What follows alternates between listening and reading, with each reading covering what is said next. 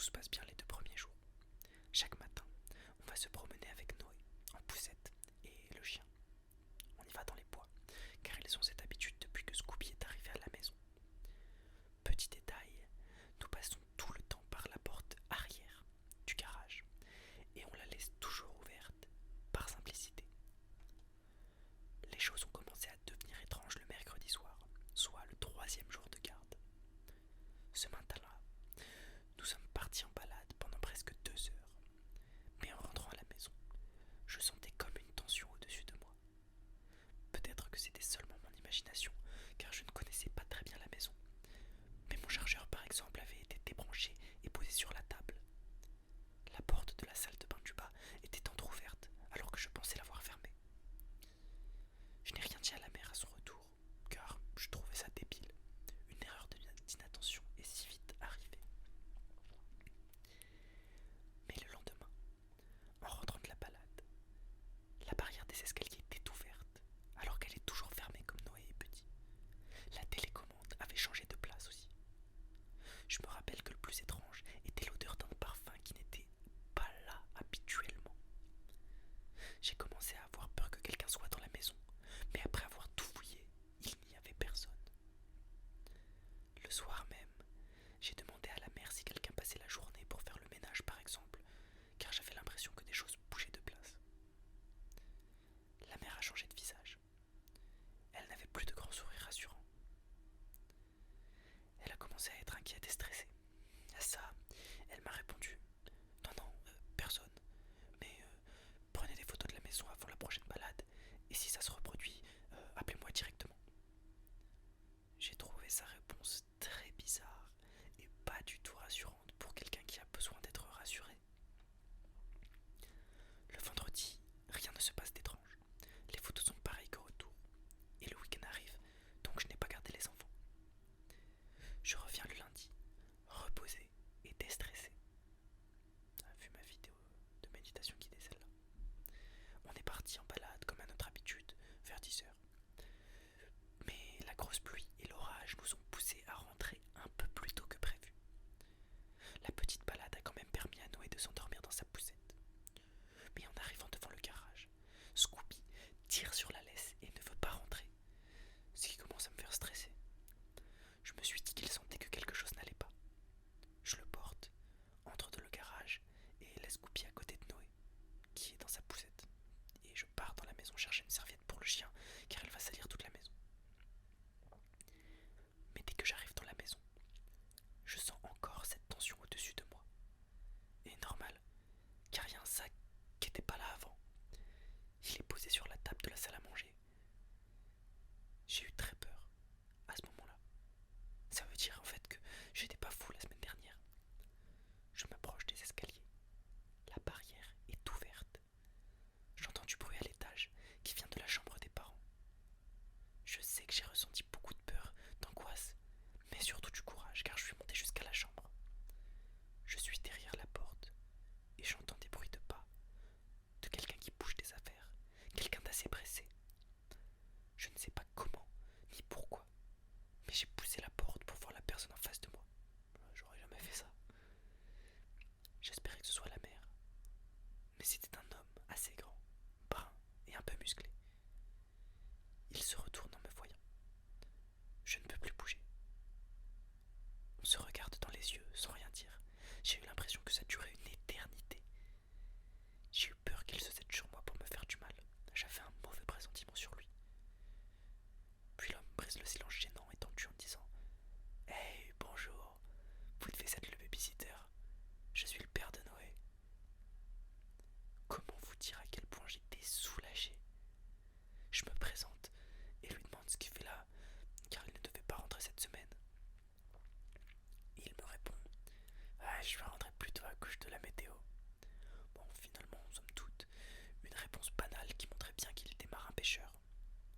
Je suis rassuré et je commence à me détendre. Je me rappelle que le père de Noé ramenait à tout à son fils sans vraiment m'écouter, du genre: Tiens, il est où Noé? Il est habillé? Est-ce que je peux le voir? Mais je me suis dit que c'était normal pour un père. Dans ce mélange d'émotions, je dis 2 choses importantes. La première: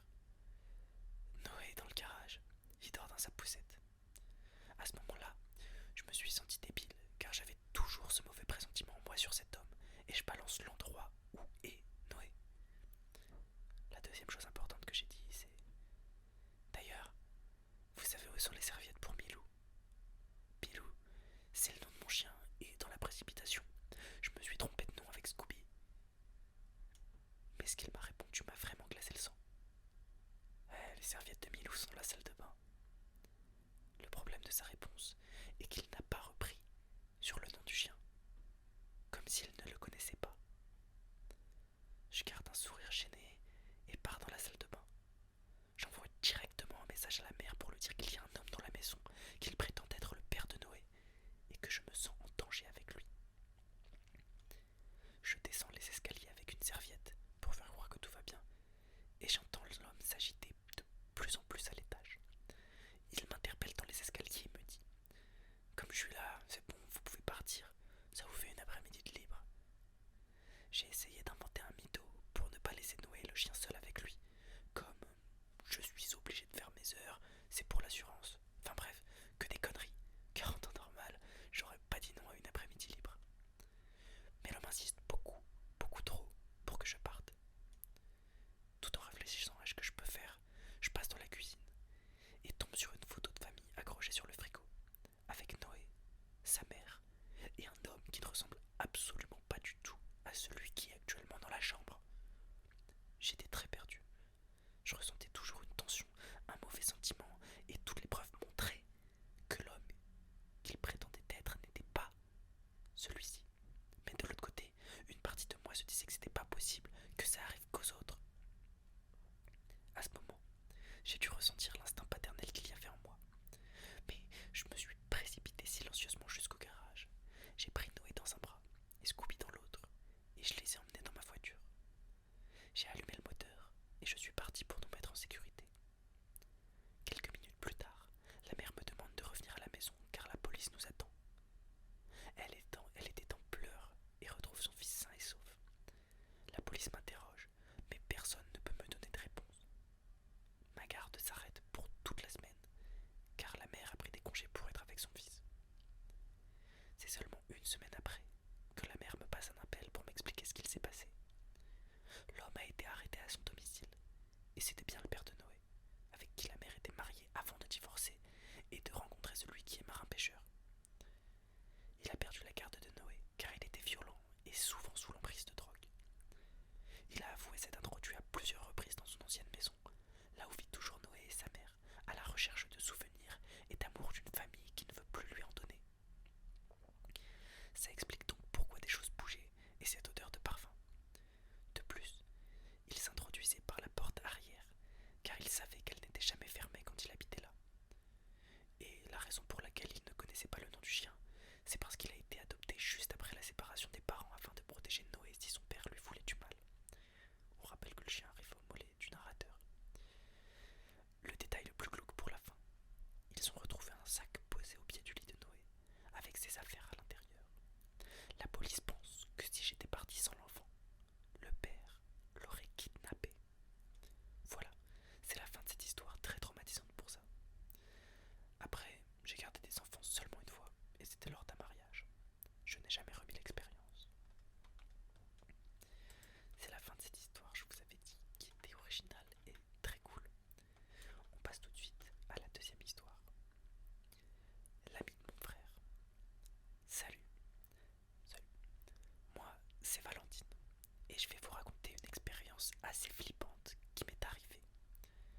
J'ai aujourd'hui 21 ans, bientôt 22, et à chaque fois que je repense à cette histoire, j'ai un frisson. Au moment des faits, je suis au lycée. Je ne me souviens plus exactement, mais je dirais que j'avais 16-17 ans. Je suis en seconde ou première. Pour me rendre au lycée, tous les matins, je prends le bus. Il faut savoir que j'ai un trajet d'environ 10 minutes jusqu'à l'arrêt le plus proche de chez moi, mais comme le bus est souvent plein arrivé à cet arrêt, je marche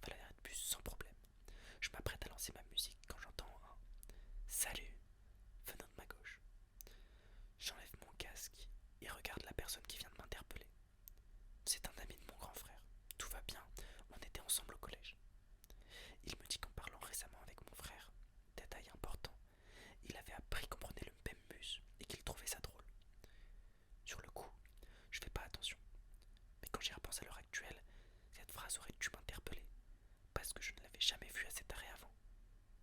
On commence à discuter. Le bus arrive, je monte dedans, mais lui, non. Bon, ça m'interpelle, mais je ne me pose pas plus de questions et préfère foncer pour prendre la dernière place assise. Effectivement, il y a des priorités dans la vie. Le lendemain matin, je recroise ce garçon toujours à l'arrêt de bus. Nous parlons une nouvelle fois. Encore une fois, le bus arrive, je monte dedans, mais pas lui.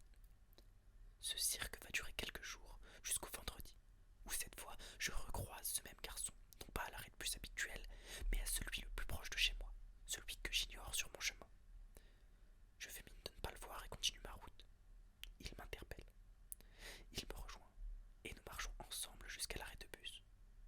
Pendant le trajet, il me pose des questions bizarres du type Tu fais souvent le trajet seul tu pars à quelle heure de chez toi?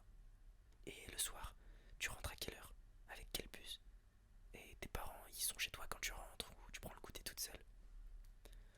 Je comprends très vite que ce ne sont pas des questions anodines et les évite. Il finit par me dire C'est bizarre que tu ailles jusqu'à cet arrêt de bus alors que l'autre est plus proche de chez toi. Tu t'habites bien là? En disant mon adresse. À ce moment-là, j'ai un bad feeling de fou.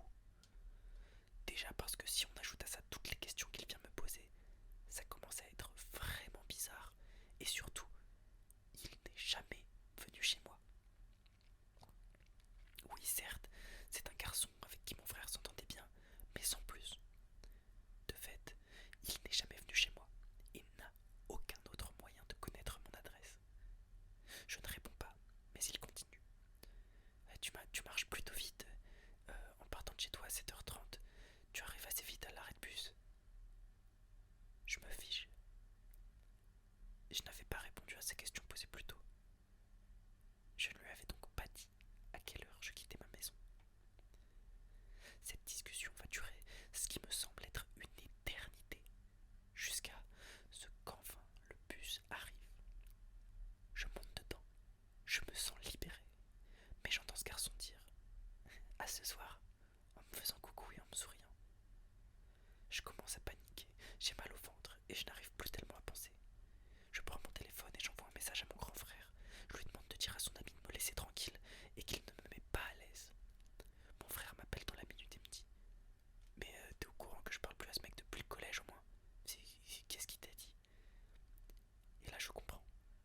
Je comprends qu'il n'est plus en contact avec ce garçon depuis longtemps et que ce dernier a donc menti pour commencer à me parler. Au bord des larmes, je raconte tout à mon frère, toutes les questions bizarres qu'il m'a posées,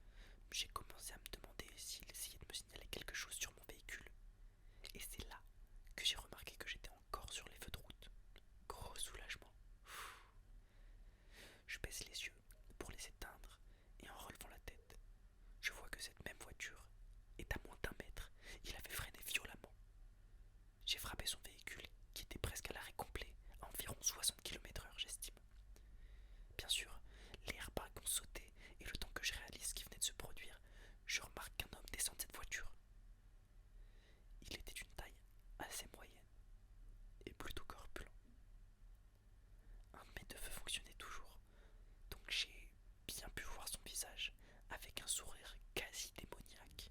Léger détail de plus, il a un putain de marteau à la main. Pris de panique, je verrouille toutes mes portes manuellement, et lui se met devant mon véhicule et me fixe pendant de longues secondes. Il lève son marteau et éclate mon seul phare avant qui fonctionne toujours. Il va derrière le véhicule et éclate mes deux autres feux arrière.